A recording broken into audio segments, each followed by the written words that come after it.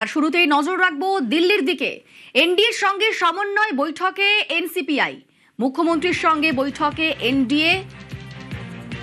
বৈঠকেও যোগ। এনডিএর বৈঠকে এনসিপিআইয়ের সদস্যরা, মুখ্যমন্ত্রীর সঙ্গে বৈঠকে এনডিএ বৈঠকেও যোগ। এনডিএর বৈঠকে এনসিপিআইয়ের সদস্যরা, এনডিএর সমন্বয় বৈঠকে এনসিপিআই এর সদস্যরা।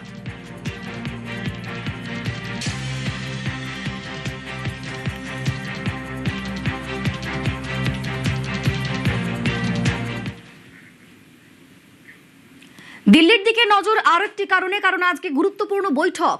কোন পথে এনসিপিআই, আজ চূড়ান্ত হতে পারে এনসিপিআইয়ের ভবিষ্যৎ। আজ দিল্লিতে মুখ্যমন্ত্রীর সঙ্গে বৈঠকে কাকলিরা, বঙ্গভবনের শুভেন্দুর সঙ্গে বৈঠক কাকলি সুদীপদের। শুভেন্দুর সঙ্গে বৈঠকের আগেই প্রধানমন্ত্রীর দরবারে গতকালই মোদির সঙ্গে সাক্ষাৎ করেন সুদীপ। প্রধানমন্ত্রীর কাছে শুভেন্দুর কাজের প্রশংসা সুদীপের। গত সপ্তাহে বিধানসভায় মুখ্যমন্ত্রীর সঙ্গে সাক্ষাৎ সুদীপের।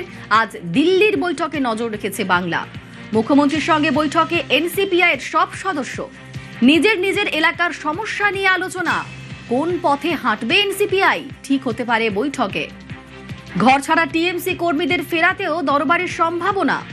মুখ্যমন্ত্রীর সঙ্গে বৈঠকের আগে এনডিএ বৈঠকেও যোগ। এনডিএর সমন্বয় বৈঠকে এনসিপিআই এর সদস্যরা। আজ এই বৈঠকের দিকেই নজর রেখেছে বাংলা।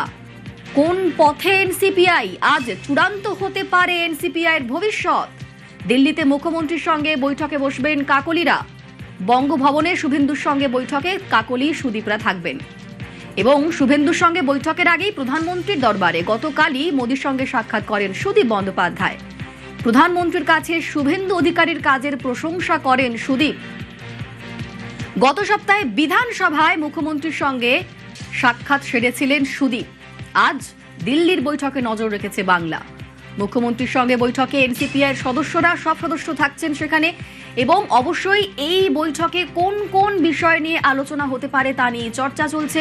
নিজের নিজের এলাকার সমস্যা নিয়ে আলোচনা হতে পারে এই বৈঠকে, এবং কোন পথে হাঁটবে এনসিপিআই ঠিক হতে পারে আজকের এই বৈঠকে। তারই সঙ্গে ঘরছাড়া তৃণমূলের কর্মীরা, তাদের ফেরাতেও দরবারের সম্ভাবনা। মুখ্যমন্ত্রীর সঙ্গে এনসিপিআই এর বৈঠক, কি বলছেন তৃণমূল সাংসদ সৌগত রায়, শোনাবো।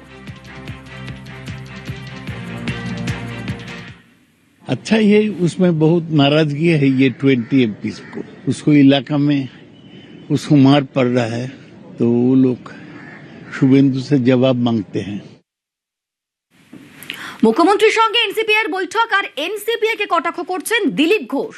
যার ভূত নেই তার আবার ভবিষ্যৎ বলে কটাক্ষ।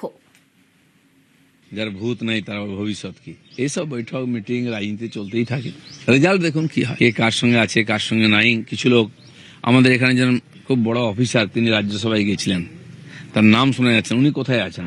এরকম আরো কিছু নেতা চুপ করে আছেন। তদন্ত কমিটি ঘোষণা করা উচিত। আমাদের বাবুল সুপ্রিয় কোথায় আছেন? বিখ্যাত লোকেরা তো, একসময় এরা খালি সামনে আসতো। এদেরও মতামত আবার নিন তো, ওনারা কি ভাবছেন। মুখ্যমন্ত্রীর সঙ্গে এনসিপিআই এর বৈঠক, শীর্ষ নেতৃত্ব চূড়ান্ত সিদ্ধান্ত নেবে, প্রতিক্রিয়া অগ্নিমিত্রার। সব বিষয়ে কমেন্ট করার অধিকার কিন্তু আমাদের পার্টিতে নেই। আমি হতে পারি একজন বিধায়িকা, আমি হতে পারি আমাকে দল আমাকে মন্ত্রী বানিয়েছে, তার মানে এটা নয় যে দলের যে কোনো বিষয়ে আমি আমার বিশেষ কমেন্ট দেবো। এই অধিকার বিজেপি কাউকে দেয়নি। শীর্ষ নেতৃত্ব রয়েছেন, মাননীয় গৃহমন্ত্রী রয়েছেন, মাননীয় প্রধানমন্ত্রী রয়েছেন, মাননীয় মুখ্যমন্ত্রী রয়েছেন। তারা ডিসাইড করবে আগামী দিনের জন্য দলের জন্য কি ভালো হবে, দেশের জন্য কি ভালো হবে, রাজ্যের জন্য কি হবে। That is first, nation first. আগে দেশকে বাঁচাতে হবে, তারপরে এইসব রাজনীতি।